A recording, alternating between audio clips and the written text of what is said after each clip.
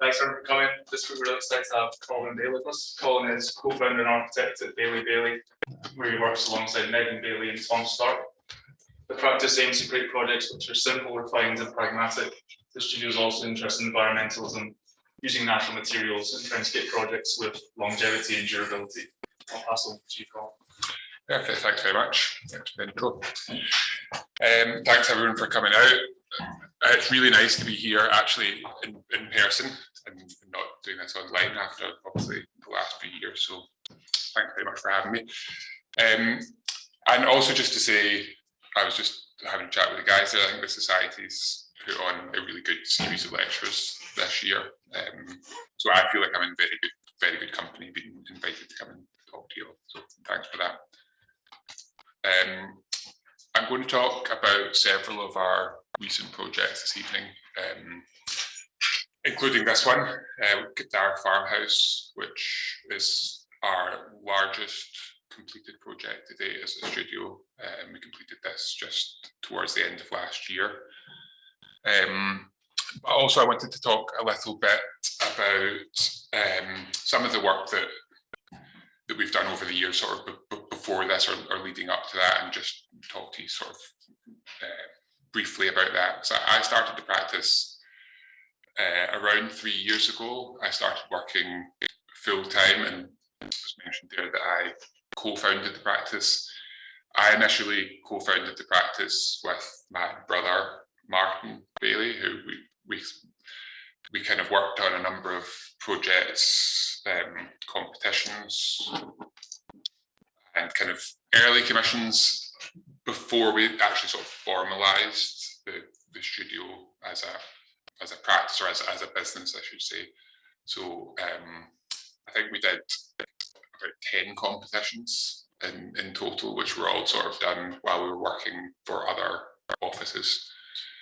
But the practice is now a collaboration with my wife, Megan, who's kind of sort of, as Martin's sidestepped, and Megan's now kind of working full-time for the practice as well. So it's kind of always been a collaboration, but it's always been, I'm the kind of continuity, I guess, in that. So these are some of the kind of earlier projects, and the more I think that as time goes on, the more I show them, the pictures get smaller and smaller until they're going to become just sort of like just words. Probably I wouldn't want to show them at all. But I think that's probably quite a healthy thing as you progress as a designer and progress as a practice. That the projects that you're most proud of are your most recent projects. So yeah, this is a selection of work really that which has never progressed into built work, and I think that's quite an important point that I want to make about that progression into starting a studio. There's to get to the point where you are able to be commissioned to design a project and get the opportunity to build that project. There can be quite a lot of work sort of behind the scenes generating the portfolio, and kind of, I guess, progressing as a designer, and that was certainly the case for us. So architecture is quite a slow business, I guess, in that regard. But through persistence, we were able to build our first project in, I think, around 2016, which was this very small pavilion on the banks of the River Loire in France, which was won through an interview. Very lucky to get that opportunity.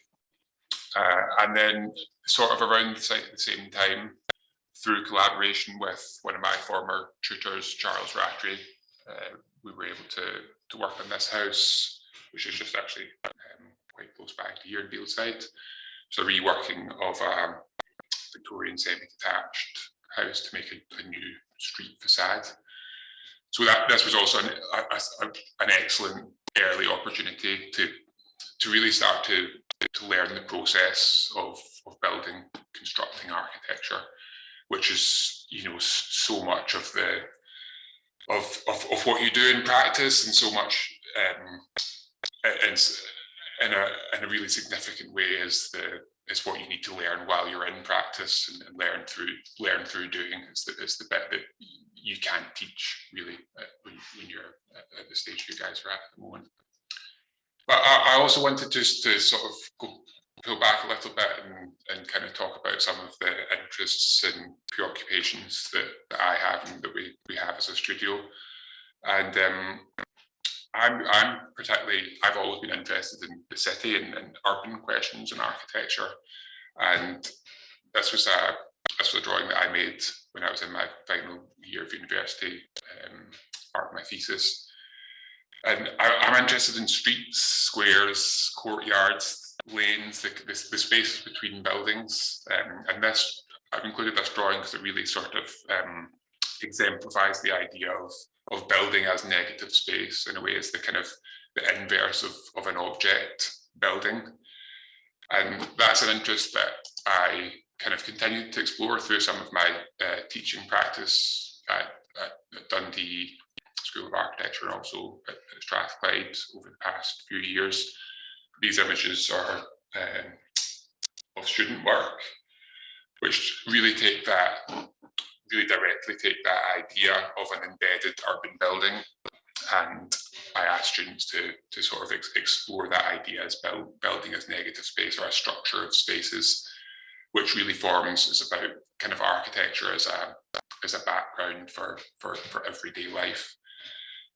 And I think I've kind of continued to be interested in that, and I find this kind of quality of spaces kind of contained by buildings, the building as a container of positive external spaces, is also something which is in particular conditions evident in the rural environment, where our work is now predominantly focused. So from examples like the cloister on the right, which is from Iona Abbey, which I was at earlier this year, and the image on the left, which is the view out of my studio window at the moment, up in the Northwest Highlands in Plockton, a courtyard building, kind of traditional steading. And also in kind of like, these are both quite formal examples, but obviously one much more so than the other. But also in the kind of of farm buildings and yards that are kind of predominating organizational devices for kind of clusters of rural buildings.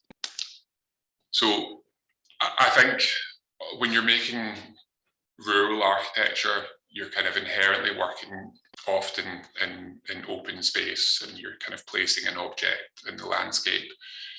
But these are some of the recent plans that we've worked on as a studio.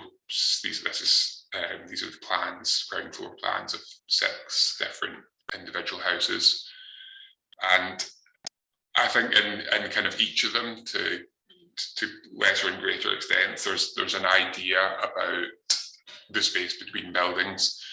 From Kiptara Farmhouse, which is the plan in the top left, very much about arrival and about trying to create a kind of, or define a space, carve out a space within a very, very open landscape, to kind of make a place from which you arrive at the building. And even in I'll come back to talk about some of these, but some of the smaller projects when we're working with less program, because this idea kind of lends itself quite well to many rural domestic briefs, and that increasingly there is a need for provision of workspace. There's often outbuildings. There's often a kind of desired degree of separation. There's guest accommodation. Sometimes there's things like a holiday let, where you can start to think of the building as a colony of structures. I'll come on to talk a little bit more about that. But yeah, even in the smaller examples here, where the accommodation is less permissive of that idea, there's a kind of interest in still trying to use the footprint of the building and the form of the building to define some space. So just whether it's a shift or an offset, it's providing a place to arrive or a slightly sheltered space, just a space that belongs to the building, somewhere kind of interstitial between the building and the open landscape. So yeah, in a way, kind of resisting just the pure object in space. So just to say a little bit about the studio and I guess where we are just now. We started the studio in Glasgow as a kind of very small urban studio, working on kind of a range of projects from small scale developments, worked on a couple of small scale housing developments, to very small suburban extensions and house remodels and so on. But increasingly, we started to become more and more interested in working on rural projects and in the program of domestic work, which can actually lead to, we think, quite interesting places and provide quite a lot of sort of scope and agency in terms of the design potential. So a lot of that work was increasingly becoming rural as a sort of natural thing. And Megan and I decided that we would sort of take both our lives and our studio up to the Northwest Highlands, where my brother Martin had actually already been working for Dulcas Architects for a while, which sort of paved the way in a way for us to make that move. So we're probably, we still consider this our kind of our base in a way. It's where Tom is based, but Megan and I spend most of our time here. So this is the courtyard building that our studio is based in. So like two very, very different environments, and that in a way I think is still kind of reflected in our work, but also sort of follows that natural trajectory of our work, which is towards the landscape and towards the rural environment. And before I go on to talk about our projects, I wanted to talk a little bit about some of the kind of non-project work or research work that we've done. And a lot of this was done, this is something that we've been interested in kind of doing as practitioners, really, prior to establishing the practice, and something that we've I guess it's becoming increasingly difficult to do as a studio, with our workloads of live projects. But something that we're very keen to try and retain is this some kind of relationship between theory and practice, and kind of teaching and having that connection with the academic environment is part of that in a way as well. So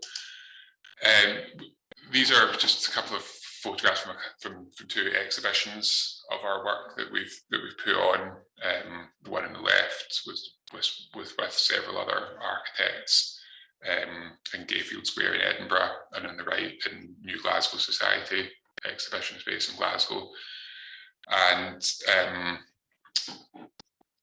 we were both initially part of the Archifringe Festival programme, which has been a kind of great platform for kind of promoting some of that non-project dialogue, and giving a kind of outlet for that. I think it's been a really positive thing that we've been involved with. So I think I'm just going to say a few words about this because it's possibly less relevant to the work that we're doing now. But the first exhibition we worked on was about had a kind of fixed brief, which was about interrogating the Glasgow tenement as a kind of model urban type in a way, as a generator of city, a way to make streets that are coherent. It's a very kind of flexible typology of building, both in terms of its occupation, how you live in it, in terms of the urban conditions it's able to address, like here making a crescent, also facing up to squares, addressing streets. And we made a project for that exhibition, which was about kind of exploring this idea of the bay window to give punctuation and structure to a long facade, so a facade that has depth, that kind of contains a space. In our interpretation of that, there's an external space which is contained within the facade that sort of belongs to the street and the building in a way.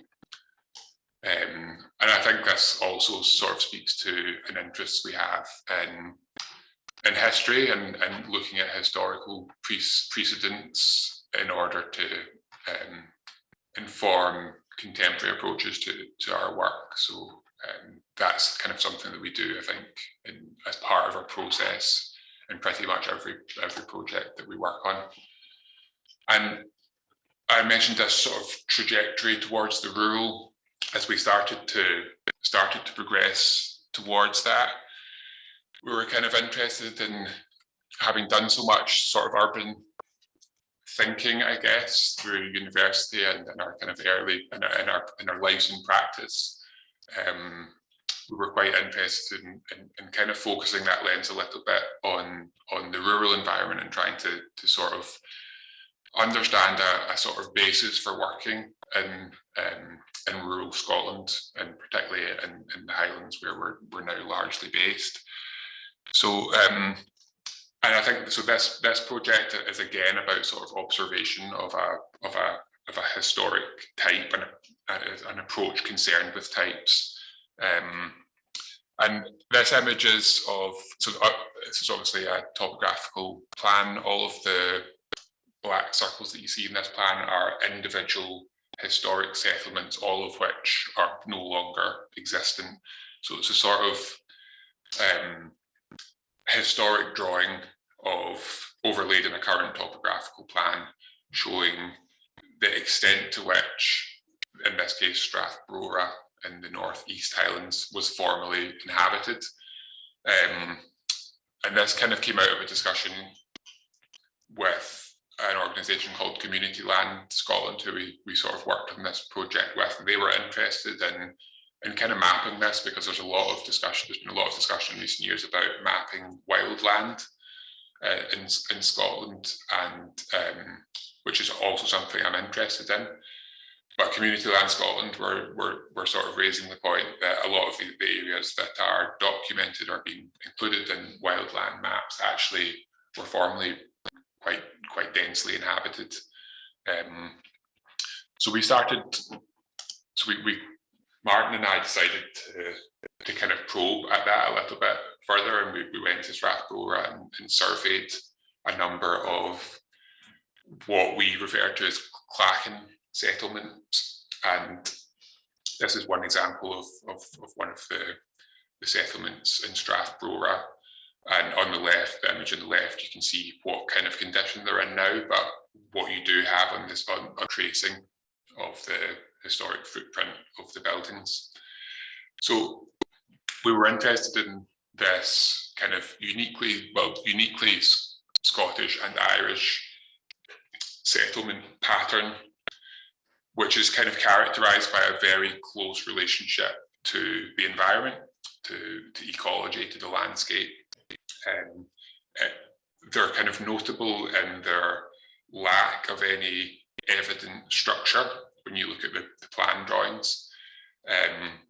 One of the source books that we looked at when we were working on this project described them as almost having the quality of appearing like the buildings have been dropped from a height, sort of thing, because there's no kind of there are no streets, there's no rational order. But when you start to look a bit closer at them, we were quite interested in and kind of understanding why they are the way they are. And in this case in particular, it's quite notable that there's a hillside sloping away from the river gently, which is the same hillside as in this image. The glen runs, the strath runs sort of in the direction of the meandering river, which runs down the centre of the strath, meaning it's a sort of wind funnel. And it's very notable that each of the houses, the housing elements here, which are the longer structures, are orientated into the wind. They've got curved ends to sort of buff out the wind and protect the interior environment. And then the ancillary buildings, the stores, sort of secondary structures are built at right angles to that. So very much in direct response to the site conditions. They're instead of being sort of rationally planned settlements, they're empirically planned settlements, so from the ground up effectively. And then forming little enclosures and using these ancillary secondary buildings to provide additional shelter to them, to sort of enclose these spaces. In this case, they're open to west sunlight.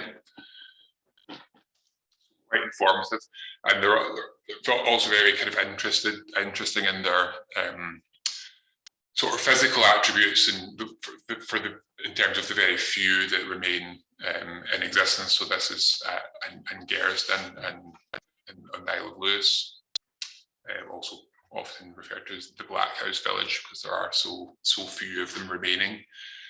And this picture speaks to the sort of proximity and density of housing within this model, and also that informality in this case, sort of, just that slight tension between buildings that are positioned rather than in alignment with the building adjacent. They're more interested in responding to the slope of the site and positioning themselves in a way that they're kind of hugging the landscape, which is something that we're quite drawn to. And I think this is a drawing by Helmut Federley, which sort of characterizes this quality of a kind of interconnectedness of individual things. They're not, the buildings aren't contiguous, they're not joined on to one another, but they are sort of close enough to be part of a whole, a constellation, if you like. So these were 6 of the settlements that we surveyed and kind of plotted out onto topographical maps. And then you kind of into that, you can kind of read into these individual groups, which are effectively houses with their ancillary structure. Each of these is a house. The Clachan as a whole is a group of houses, maybe 3 or 4, which forms a township. So again, the buildings and their enclosures, these are drawn from different sites. The landscape slopes in different directions. The prevailing wind is different on each site. So each is individual. They're all generated. They all have a kind of an apparent looseness, an apparent randomness, which is actually very specifically generated from the conditions on its individual site.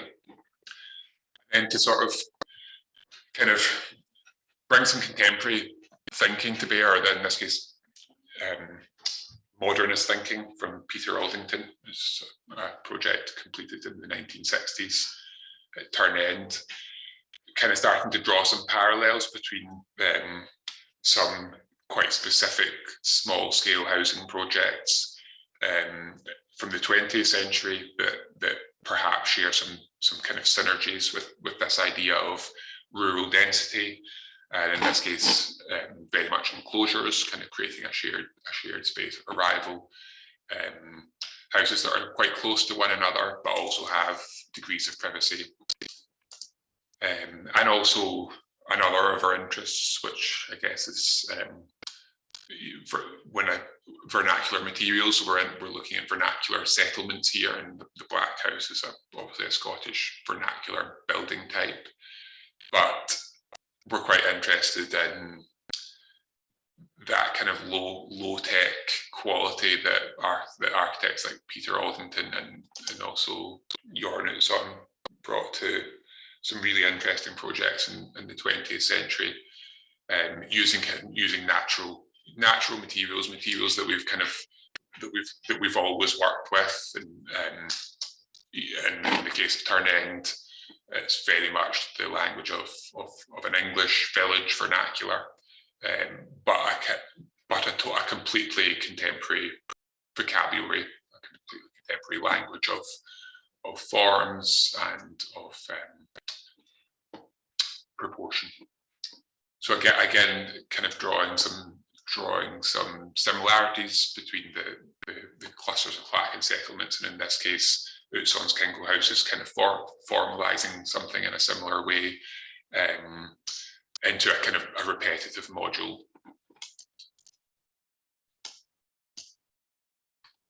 And then a kind of slightly different scale, segueing into our current projects, I guess we're starting to be interested in this idea of the house as settlement. So all of these examples that we're looking at are collective housing, the Clachans as well as the two examples I've just shown. But this example, Botherbury, which is in West Cork in Ireland, kind of takes that idea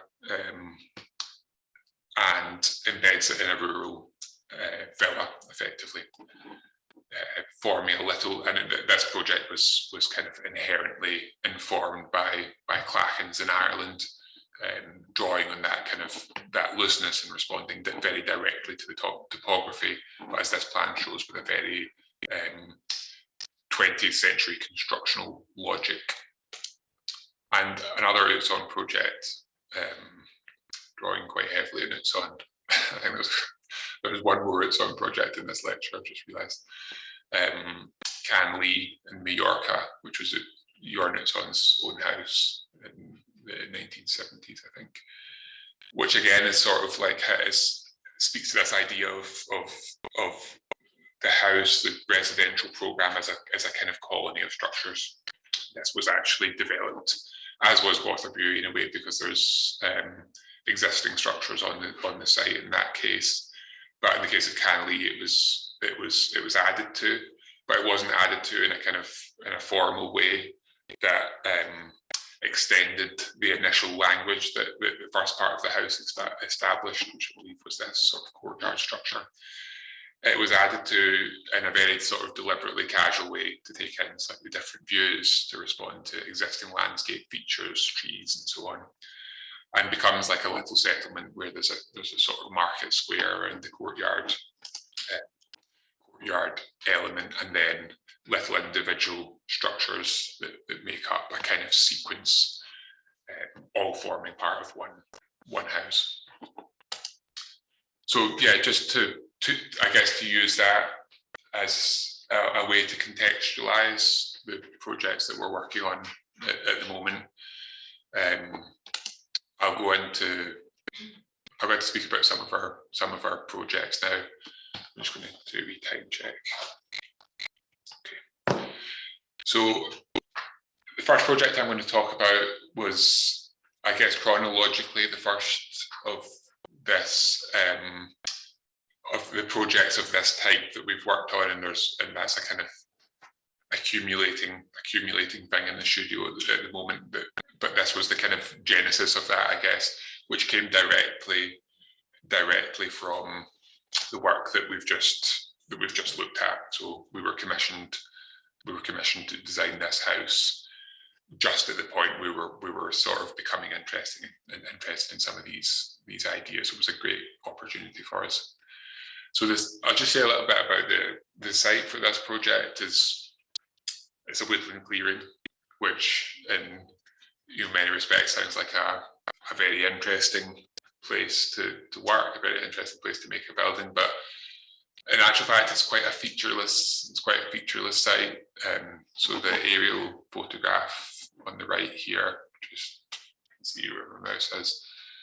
This was our clearing, but it's one of four and it was actually, the woodland was a former Christmas tree plantation.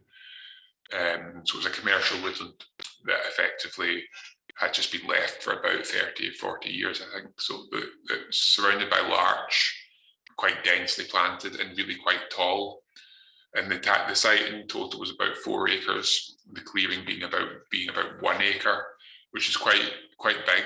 Well, 4 acres is quite a lot of land. 1 acre for a sort of, as defined as the site area for the house itself, is also quite a significant area of land. And as I say, with this kind of encircled quality of quite tall trees, there's no views that are prioritised that you would prioritise over any other. There's a point of arrival, which is from the east, and then there's this sort of blanket of equivalent condition throughout the site. So that's quite kind of crucial in terms of how we interpreted that site, and just to get your eye into some of these drawings. So I think there was this only shows a couple of the options that we looked at. Straight away we thought there's probably 3 ways to deal with distinct ways to deal with a site like that. One is to put something right in the middle that's kind of multi-directional. One is to become part of the edge, which this one does, so kind of open up to the space, become part of the perimeter. And the other one is to put something in the clearing which makes its own space, which defines its own site conditions, which fitted quite comfortably, obviously, with some of the work we were looking at that time. So we kind of presented a number of options to the client because we were aware that this was probably not what they were expecting to see. We were probably expecting something kind of far more conventional in plan, I suspect. But they were receptive, and we were able to develop that as the kind of as the preferred option. So from these very early kind of massing drawings, we started to look at how we could orientate the structures so that kind of each had individual views out into what would become a sort of planted meadow within the clearing, but that each would be kind of connected around a central garden space, which would also form the point of arrival. And I should say this project had the diagram in the bottom right, the colour scheme, and that is representative of kind of living work in a way. So the kind of what looks like pink is a studio space for a furniture maker, which allowed us to again just have enough programme in order to explore this idea of enclosure. And I'll credit a friend with this description, but I thought it was quite fitting. It's kind of like the idea really is this: when you've got this open space, which is in a way feels quite hostile. It's not particularly it's not a particularly beautiful outlook. Is to kind of circle the wagons, is how a friend described it, which I think is a really natural thing to do in a kind of in an open space. Like the idea of circling the wagons in an open plain is to sort of define a space to sit around, to sort of light a fire in the middle. Is quite a kind of it's quite an instinctive thing to do, I think, which is what we were trying to achieve with this. So, and I guess just I'll talk a little bit just about process through this project, and we can kind of expand on that and some of the other projects I'm going to talk about. But process is really fundamental to how we work, and we use a lot of models as part of that, and they often start off at this scale. They're very loose, usually 1 to 200 models. We try to start every project by making a site model at 1 to 200 that we can test ideas on. We try and do that before we do anything else, and we try to make, yeah, well, I'll go back. We try to bring a bit of character of the site out in that, or something to kind of latch onto that's maybe more than just a sort of topographical contour model. We try and we've done that in different ways. I think it comes from a sort of interest in landscape being part of the project. So rather than just working with an extremely sort of neutral, almost overly abstract representation of the site, quite like to bring elements of landscape into the early models to kind of understand the relationship between kind of building and garden, or building and landscape in certain sites. So we tend to work between models and tracing paper, probably in very much the same way as many of you work in university. That's certainly the way that I worked in university, and I've kind of tried to keep that process, take that process into practice, and be quite rigorous about making sure that we retain that process in each of the projects that we do. Really test a broad range of ideas and kind of fully understand those three-dimensionally. So yeah, working between sketches, small models usually to begin with, and digital drawings as well. So we're usually in SketchUp quite early. But in this project in particular, we tried to use models as the kind of primary means of exploring the project. So these were some of the early sketches that we presented to kind of communicate what that space, that contained space would be. We envisaged that as being a garden space.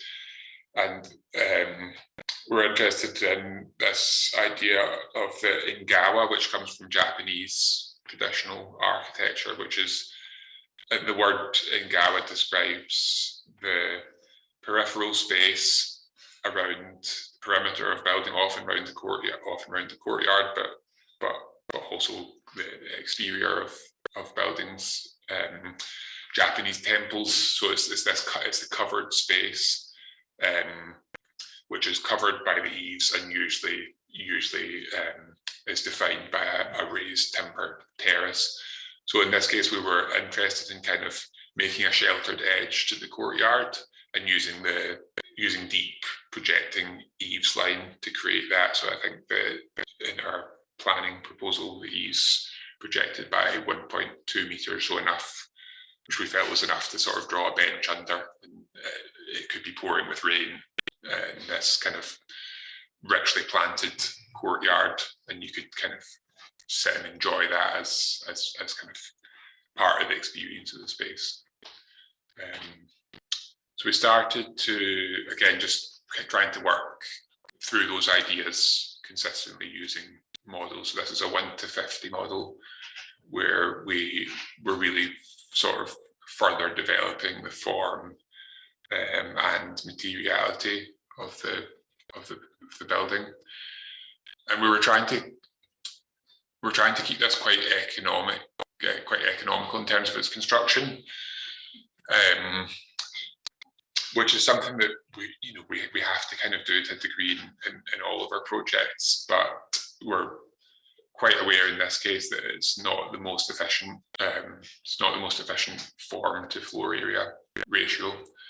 So we wanted to, in order to bring the client on board with that, we wanted to make sure we were able to sort of articulate it in quite an economic and quite a kind of simple way. So a lot of the development that we did, taking it from the initial concept models, which had a sort of almost like a walkway around the entire courtyard, like we'd sort of joined the buildings through potentially like a glazed walkway, which we as we work through the project, we try to design some of that complexity out and just really think of it as sort of a little colony of simple structures. So the way they abutted one another, we tried to keep as simple as possible and as close as possible, which I think was beneficial to the project. And we tried to use the models we tried to use them as visuals effectively. So we're exploring the physical, in quite a lot of detail, exploring the physical qualities of the building, but then we're also able to get a camera in and generate often quite a large number of stills from the models that can be quite, I think, enlightening for the client to see, because they have a certain quality of realism in terms of light and a kind of a spatiality, I guess, that maybe renders struggle to achieve. So we find that it is quite an effective way of kind of communicating our ideas. So from 1 to 200 to 1 to 50, we started looking at some interior spaces. This is at 1 to 15. Thinking about those views back out where the building's offset from one another, and you get views out into the landscape, and thinking about the primary room effectively, and how we would use both an interior and exterior datum to sort of unify the structures. So we were interested in changing the levels to the private areas of the building. So this is the sort of bedroom, the bedroom accommodation, and there's living accommodations split over either side of the courtyard. So working with the levels of the site, we raised the ground level, but not the eaves level of this wing, which just gives it that sort of compression as you move through the private area of the building. So from the open public spaces, stepping up into to be a bedroom door just beyond that view. And the primary space is orientated in a kind of north-south direction, so that you have an equal sort of ratio of openings into the courtyard to the east, which gets morning light, and to the west, and just into the open clearing, which has a lower terrace on that side as well to benefit from south light, which you can see in the plan here. So yeah, that's the primary space that you've just seen in model form there, with openings to the east and west, a more private area of the house, and then a kind of quite a separate feeling master suite with its own kind of snug, to provide some separation for guests or for for mum and dad, so to speak. And the workshop, a simple freestanding structure which just is positioned in proximity with the 3 interconnected volumes to complete that courtyard effectively. So arrival is outside of that space, and then you enter the house through the courtyard. These are our planning drawings. So we submitted planning for this in late 2019, I think, and we were granted planning. Unfortunately, this project is also in the Salon des Refusés, because the client has sold the site, unfortunately. So this is one that I guess embeds quite a lot of kind of thinking, and is a project that we show on the website, but will remain an unbuilt project. So to talk about a built project, maybe speed up a little bit. Dara Farmhouse kind of came into the studio around a similar time, and it's in a very different landscape. It's a very, very open landscape, rich agricultural landscape, which is flat, quite close proximity to the River Forth, but you almost wouldn't perceive it as being so close to the site because it's quite equivalent in every direction. The river is a sort of slight depression in an otherwise flat and agricultural landscape. And this kind of drawing, it sort of explores that quality of open field patterns and how individual, predominantly farm buildings and groupings of buildings here are kind of at a different scale, certainly at a very different scale from the Clachan projects, the Clachan typology. These are quite significantly scaled buildings, barns, often contemporary barns as well, so more agricultural in character, but also sort of stone gabled farmhouses forming kind of park courtyards, quite spaced out, but very much for sort of individual farms, individual households. So some kind of overlap in the kind of contextual references, but certainly at a slightly different scale. So again, just that context. There's distant views from various directions from the site, including the Wallace Monument, which you see here, but quite distant views. The Gargunnock Hills to the south, which are kind of rolling hills, and then further to the east, to the west, Ben Ledi, distant views of Ben Lomond. So the plan, which is just sort of touched on already, this project kind of came in terms of process. Every project that comes through the office is a little bit different because clients bring time scales to projects, and some are kind of faster than others. I mean, generally, compared to what you guys are used to in university, work in practice, and I know most of you've probably spent some time working in practice, but work in practice happens very fast often. And that's kind of a tension often when you are interested in process. It can be quite difficult to sort of seize the moment really and get that work produced at the right point in order to steer the project, in order to be able to kind of keep in control and control the narrative of the project so that you're able to communicate your ideas to the client at the right point. You know, it has to be a consensual sort of process of them buying into what you're proposing. You have to be very kind of mindful of bringing them along with you and also meeting their expectations in terms of timescales. So this was quite a fast-paced project, and the plan actually came quite quickly for this. We were working with a previously approved planning in principle, which had sort of set out this idea about 2 split volumes in a much more kind of ordered way, slightly smaller scheme, and it wasn't really doing anything for us, and the client wasn't particularly interested in building for themselves. So, but we had a starting point.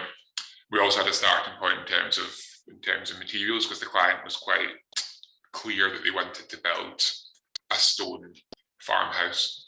So also, you know, some projects have kind of quite open briefs, some totally open briefs, but some clients are, I'd say probably quite often, people that we're working with will bring something or other to the project, and that is often really interesting. That can often force you to think about an approach that you might not have gone to had you been offered kind of, you know, full control over some of those decisions, if you like. So the plan for this had to come together quite quickly, but very much embed some of the ideas that we've been talking about, and then develop throughout the process in kind of subtle ways. And it really meant, I think the project for us was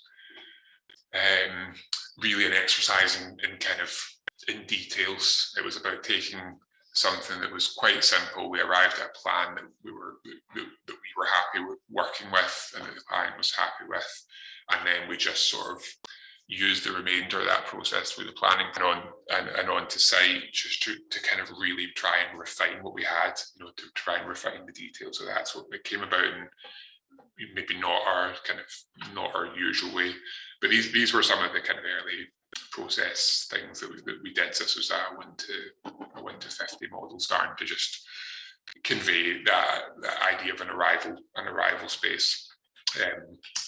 One of the things that we brought to the plan straight away from the previously approved PIP was to arrive behind the house. So you were arriving from there's no option on arriving from the southwest, but the sort of primary orientations towards the south of the building and towards the views to the Gargunnick Hills, the sort of closest range of hills, was kind of unequivocally to the south, and it was also where the building is most seen from. So there's a kind of arterial road a few hundred meters away where the house is seen by quite a lot of passing traffic, and also from the village of Gargunnick. So it's an object, it is perceived as an object in the landscape from the south.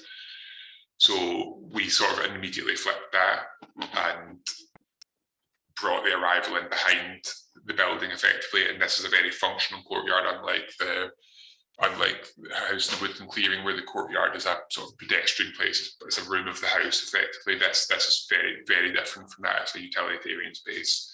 It has cars in it, but it also has kind of areas of luxury. Was set up to kind of open up to the landscape behind, and also just create this sense of funneling into the arrival space, which becomes important when you're arriving behind the building and maybe not arriving at such an obvious place. So about making a front door.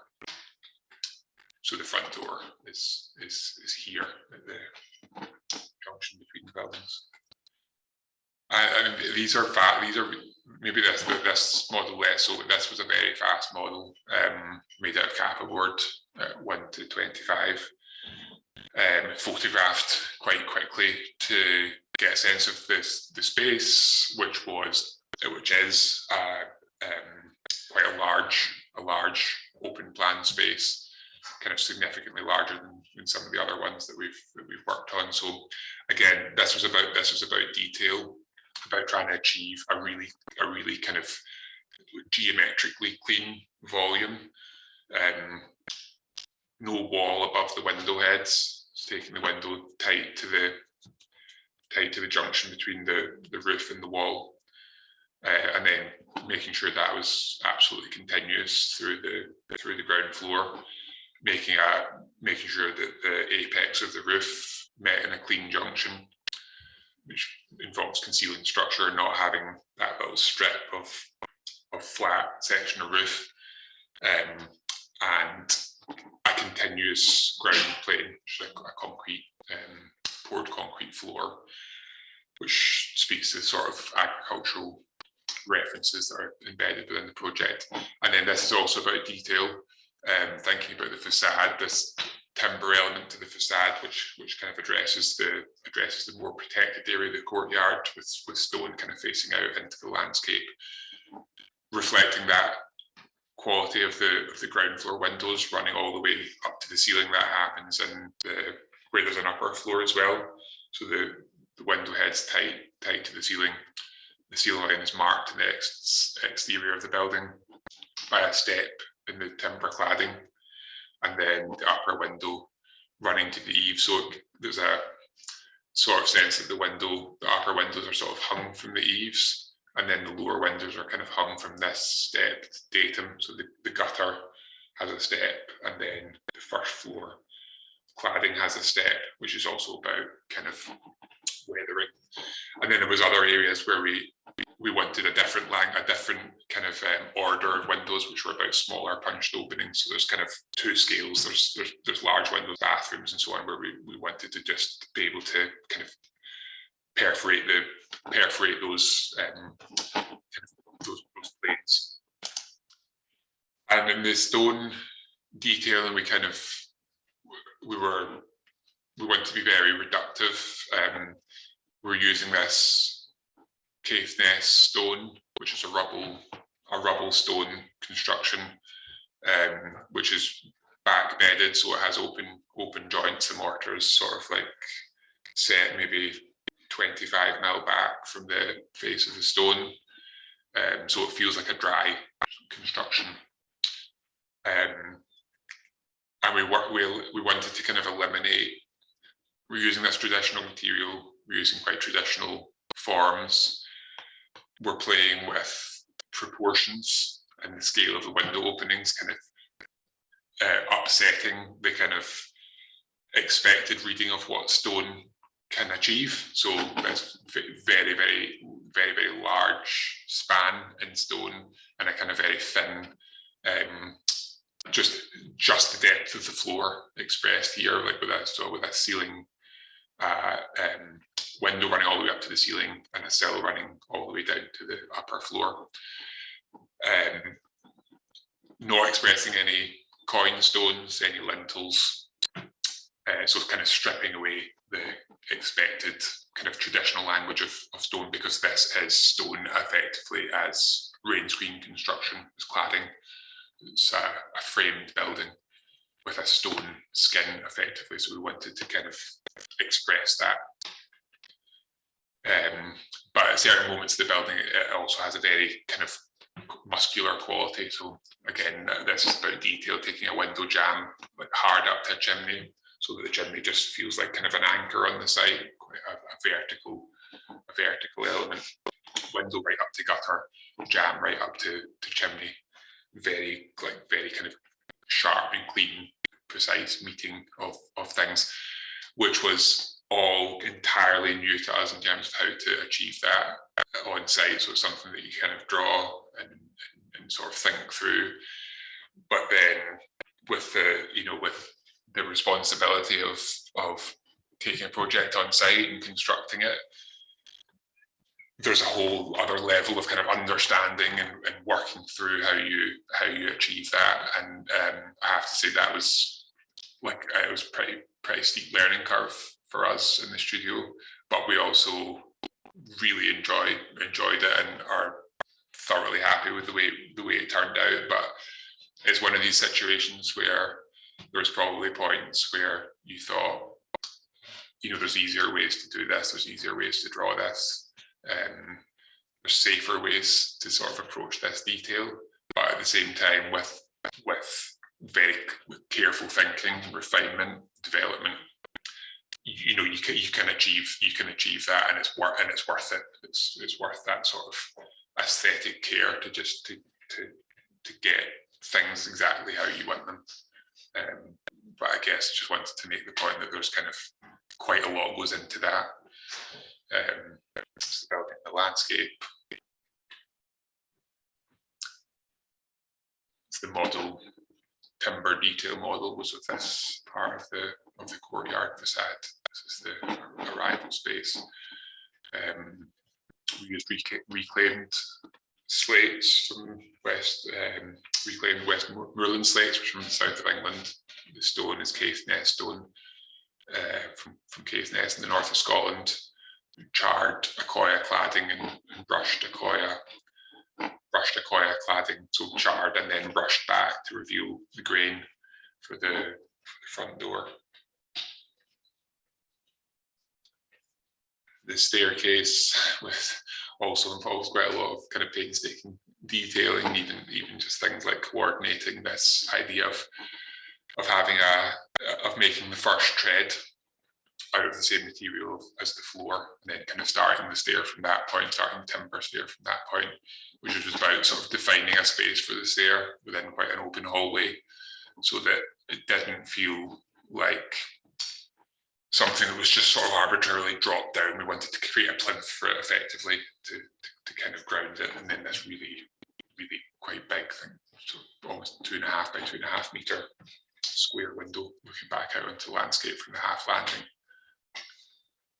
We used a number of different window types to achieve the details here. This was aluminium framed, sort of bespoke made, just a pane of glass, basically with a aluminium channel embedded into the wall construction, silicon pointed, no frames visible at all.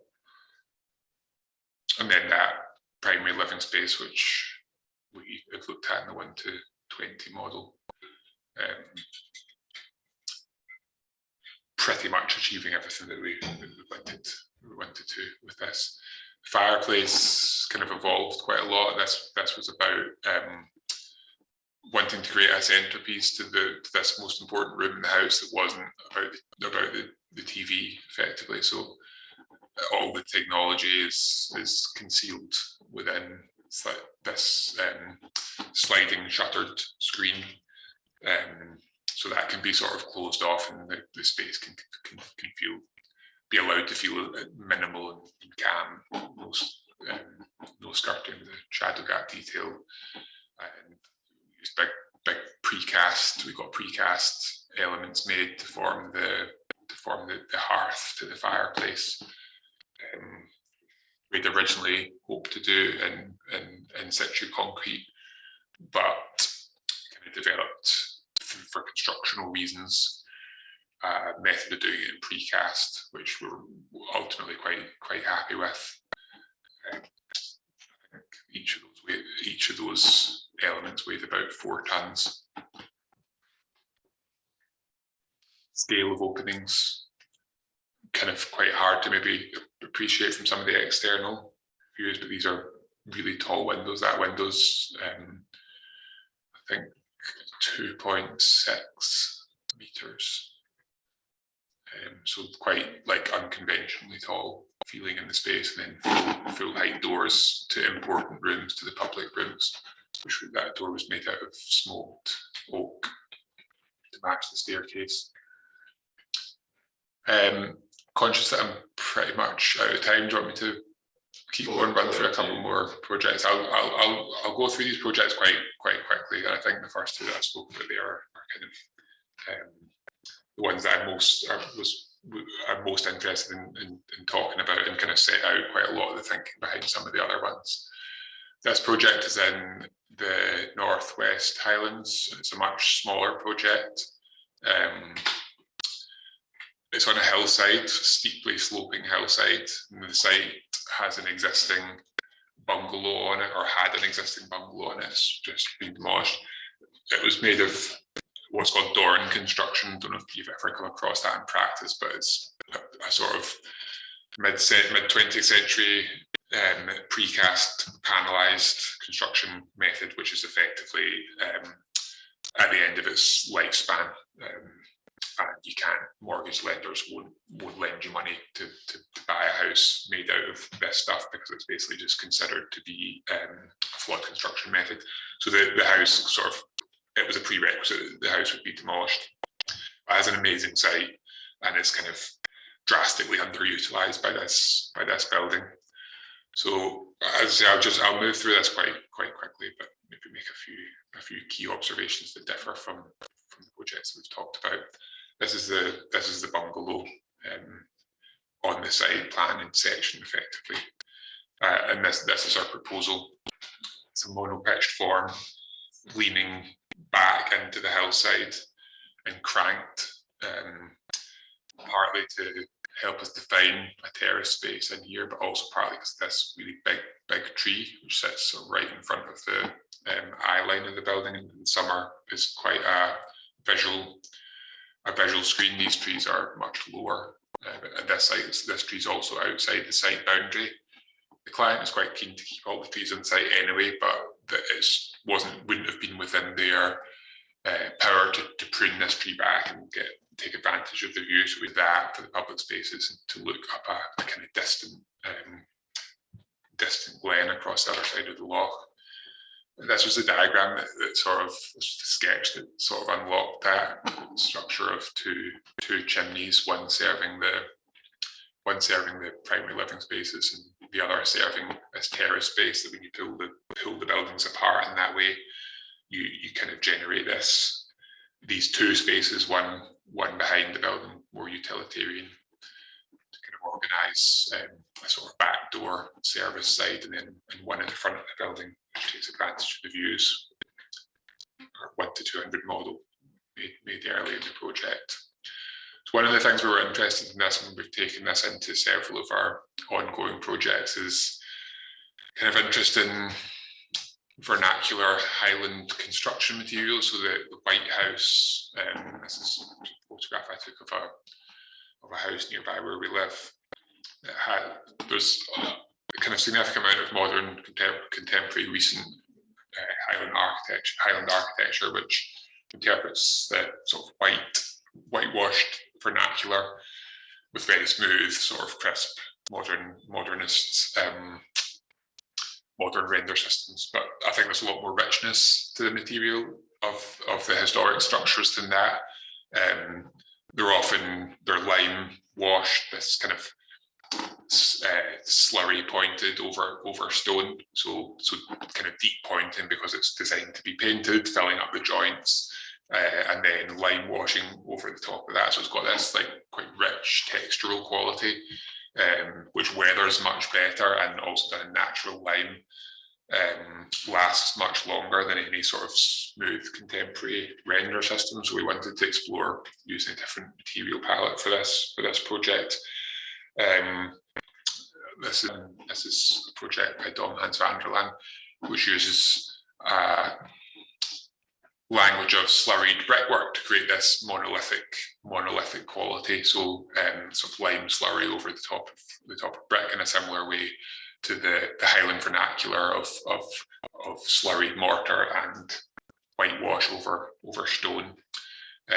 So we propose to make the building in a similar way to this, but kind of in reference to a sort of established language.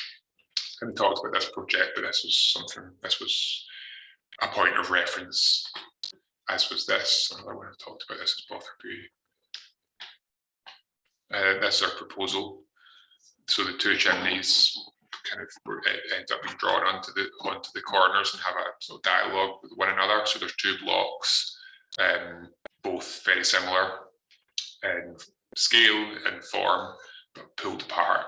One's got 2 stories, contains the bedrooms and an entrance hallway, and the other is a sort of open public space, public rooms of the house, if you like. The 2 chimneys, one sort of communicates with the inside of the building, and the other one communicates with the outside. So the chimneys have this sort of dialogue that one of the elements of the client's brief, which was to have an outside fire, and then very deep expressed oversailing eaves in this case, which extend by 1.5 meters in plan. Again, kind of using the fabric of the building to kind of claim and shelter that space. High level windows scooping light into the plan from the hillside aspect, which is west facing and kind of quite limited. So the views are sort of northeast facing. So we wanted to draw as much west light into the plan as possible, south and west light. Our plan and drawings.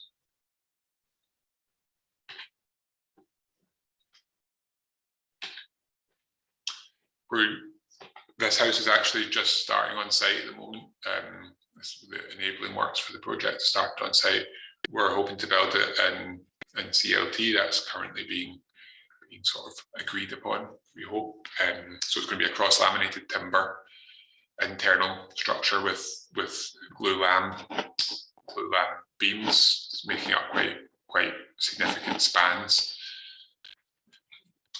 clad in slurry brick externally, and we're trying to expose as much of the structural material as we can internally. So it's going to be a sort of a monolithic brick exterior and a sort of monolithic timber interior.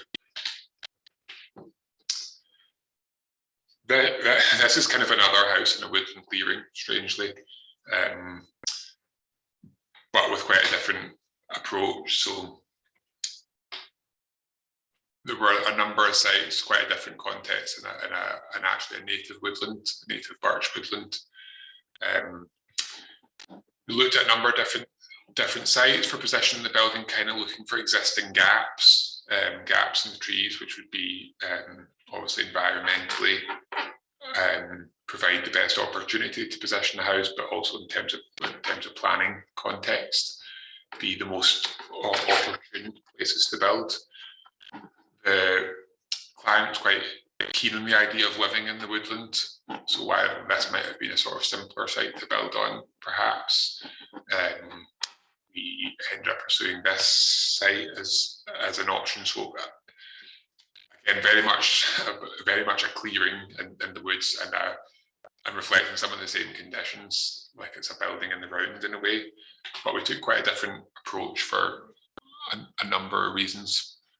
This is a sort of early diagram of the site conditions. So a southwest garden kind of opening up, opening up two wings to the house to the southwest, which had a sort of looser density of tree cover, kind of opening up to meadows, and kind of again using the idea of arriving from the back, so that you emerge through the building, in this case into a defined garden space, but trying to touch nothing else in the landscape, so that you make this, it's not a house that you would sort of make a fence around and have a lawn. There's no kind of suburbanization of the landscape intended. That was part of the idea of, again, of claiming a very defined space, making that part of the building, but kind of touching nothing outside that, leaving that as effectively wild. Some references for kind of space we were interested in making. Process started quite a lot smaller, this project, which was one of the kind of factors in defining the form. We had less program to work with initially, and the brief kind of grew, but the diagram was able to grow into that. Kingle House is it started from quite a direct kind of reference to the Kingle House diagram, but formally quite different, two stories to the northern element, and arranged in quite a different way. This was the very first scheme. It was like very much conceived as a sort of domestic monastery in a way. In the woods, it has this idea of a defined cloistered garden, which is totally sheltered from the outside world, and this little kind of expression of a chimney, almost like a belfry. But then the project developed quite a bit as we progressed the design. As I say, the brief expanding, so that idea actually became kind of formalized, like it sort of grew into itself as a cloister, and we investigated kind of continuing this idea of a cloistered edge around the sort of inhabited sides of the courtyard, if you like. It also sits on a sort of gently sloping topography, so the land is sort of cut slightly in around this edge, but the courtyard is kind of sunken on two sides. So rather than being a kind of wall in a flat plane, it's actually, the courtyard is a kind of a retaining wall, scooped out. We had to survey and tag every tree around that area. We didn't. Our horticulturalist did. It's in for planning at the moment, where it's still actually waiting for a decision. Two-story element to the north, with the cloister along the north edge, getting south light. Plan, which I think embeds a number of the ideas in the previous projects, but in a significantly more kind of formalized way, which I think responds quite well to this particular site. I wasn't sure if that was going to be too late.